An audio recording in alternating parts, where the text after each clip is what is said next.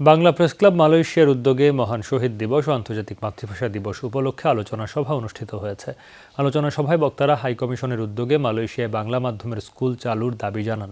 রাজধানী কুয়ালালামপুরের ইম্পিয়ানা কেএলসিসি হোটেলে হয় এই আয়োজন।